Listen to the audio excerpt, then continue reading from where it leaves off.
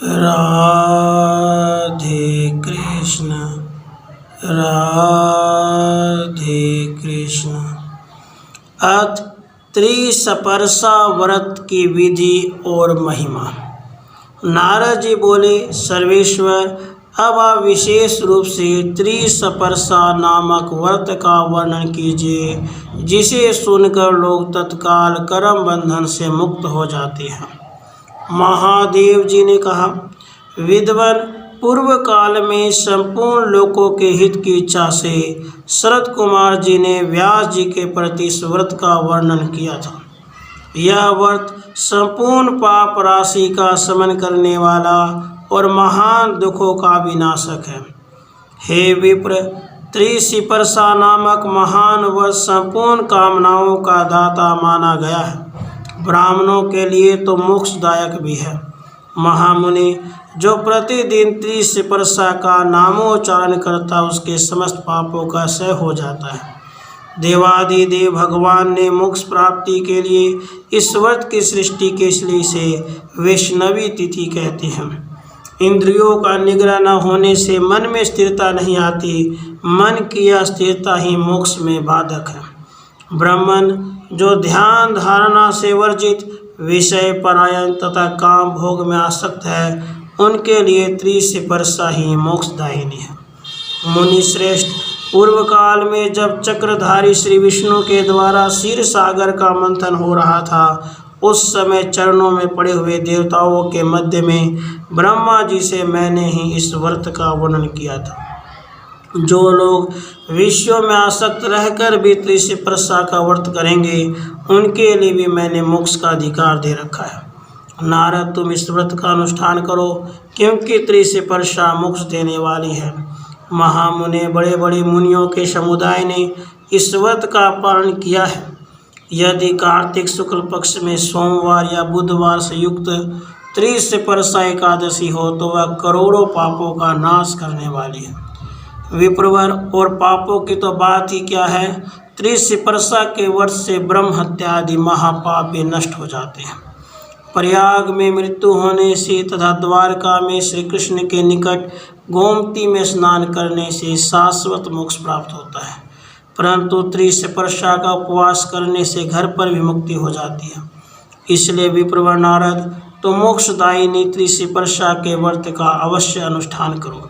विप्र, पूर्व काल में भगवान माधव ने प्राची सरस्वती के तट पर गंगा जी के प्रति कृपा पूर्वक त्रिसपर्शा व्रत का वर्णन किया था। गंगा जी ने पूछा, ऋषिकेश, ब्रह्म हत्या आदि करोड़ों पाप राशियों से युक्त मनुष्य मेरे जल में स्नान करते हैं, उनके पापों और दोषों से मेरा शरीर कलुषित हो गया है। हे देव, हे गरुड़ ध्वज, मेरा वह पातक कैसे दूर होगा। प्राची माधव बोली, सुबह तुम श्री त्रिसपर्शा का व्रत करो। यह 100 करोड़ों तीर्थों से अधिक महत्वशालिनी है। करोड़ों यज्ञ, व्रत, दान, जप, होम और सांख्य योग से भी इसकी शक्ति बढ़ी हुई है। यह धर्म, अर्थ, काम और मोक्ष, इन चारों पुरुषार्थों को देने वाली है।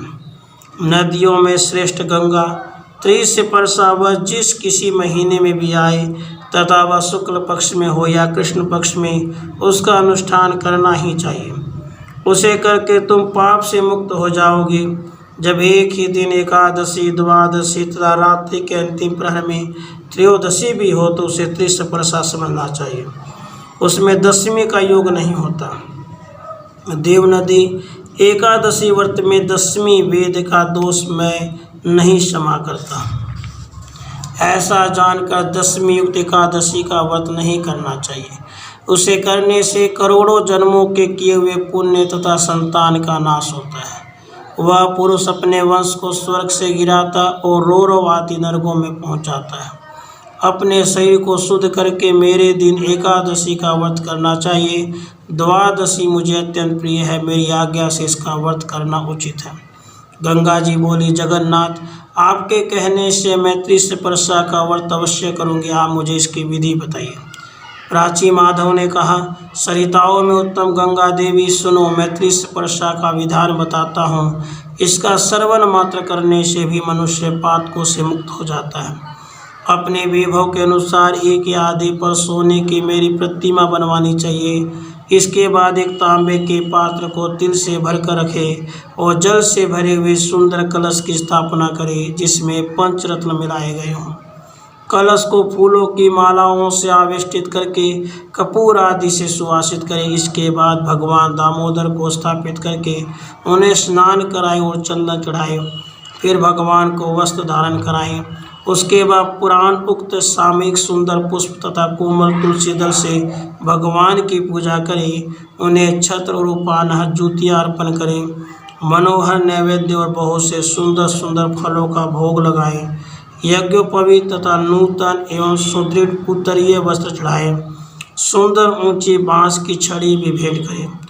दामोदराय नमः कहकर दोनों चरणों की, माधवाय नमः से दोनों घुटनों की, काम प्रदाय नमः से गुह्य भाग की, वामन मूर्तये नमः कटी भाग की, पद्मनाभाय नमः नाभि की, विश्वमूर्तये नमः से पेट की, ज्ञान गम्याय नमः से हृदय की, वैकुंठ गामिने नमः से कंठ की, सहस्र बाहवे नमः से बाहुओं की, योग रूपये नमः से नेत्रों की, सहस्र शीर्षने नमः से सिर की और माधवाय नमः कहकर संपूर्ण अंगों की पूजा करनी चाहिए। इस प्रकार विधिवत पूजा करके विधि के अनुसार अर्घ्य देना चाहिए। जल युक्त शंख के ऊपर सुंदर नारियल रखकर उसमें रक्षा सूत्र लपेट दी। फिर दोनों हाथों में वह शंख आदि लेकर निम्नांकित मंत्र पढ़े। समृतो हर्षि पापानि यदि नित्यं जनार्दन, दुःस्वप्नं दुर्निमातानि मनसा दुर्विचिंतनम्, नारकं तु भयं देव भयं दुर्गति संभवनम्, यन्मम शयान महादेव ऐहिकं पारलौकिकं, तेन देवेश माम रक्ष गृणार्घ्य नमस्तुते, सदा भक्तिर्मेवास्तु दामोदर तवोपरि। हे जनार्दन, यदि आप सदा स्मरण करने पर मनुष्य के सब पाप फल लेते हैं तो देव मेरे दुष्स्वप्न, अपशकुन, मानसिक दुश्चिंता, नारकीय भय, दुर्गति जन्य त्रास हर लीजिए। महादेव देवेश्वर, मेरे लिए इहलोक तथा परलोक में जो भय है उनसे मेरी रक्षा कीजिए और यह अर्घ्य ग्रहण कीजिए। आपको नमस्कार है दामोदर, सदा आप में ही मेरी भक्ति बनी रहे। उसके बाद धूप दीप और नैवेद्य अर्पण करके भगवान की आरती उतारें। उनके मस्तक पर शंख घुमाएं। यह सब विधान पूरा करके सद्गुरु की पूजा करें। उन्हें सुंदर वस्त्र पगड़ी अंगा दें। साथ ही जूता, छत्र, अंगूठी, कमंडलू, भोजन, पान, सप्तधान्य और दक्षिणा दें। गुरु और भगवान की पूजा के पश्चात श्रीहरि के समीप जागरण करें। जागरण में गीत, नृत्य, अन्य उपचारों का भी समावेश करना चाहिए। उसके बाद रात्रि के अंत में विधि पूर्वक भगवान को अर्घ्य दें। स्नान आदि कार्य करके ब्राह्मणों को भोजन कराने के पश्चात स्वयं भोजन करें। महादेव जी कहते हैं, ब्राह्मण त्रिसपर्शा व्रत का यह अद्भुत उपाख्यान सुनकर मनुष्य गंगा तीर्थ में स्नान करने का पुण्य फल प्राप्त करता है। त्रिसपर्शा के उपवास से 1000 अश्वमेध और 100 वाजपेय यज्ञों का फल मिलता है। यह व्रत करने वाला पुरुष पितृकुल, मातृकुल तथा पत्नी कुल के सहित विष्णु लोक में प्रतिष्ठित होता है। करोड़ों तीर्थों में जो पुण्य तथा करोड़ों क्षेत्रों में जो फल मिलता है वह त्रिसपर्शा के उपवास से मनुष्य प्राप्त कर लेता है। द्विश्रेष्ठ, जो ब्राह्मण, क्षत्रिय, वैश्य, शूद्र अथवा अन्य जाति के लोग भगवान श्री कृष्ण में मन लगाकर इस व्रत को करते हैं वे सब इस धराधाम को छोड़ने पर मुक्त हो जाते हैं। इसमें 12 अक्षर मंत्र का जप करना चाहिए। यह मंत्रों में मंत्रराज माना गया है। इसी प्रकार त्रिसपर्शा सब व्रतों में उत्तम बताई गई है।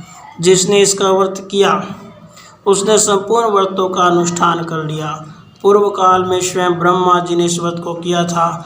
उसके बाद अनेकों ऋषियों ने भी उसका अनुष्ठान किया। फिर दूसरों की तो बात ही क्या है। नारद, यह त्रिसपर्शा मोक्ष देने वाली है।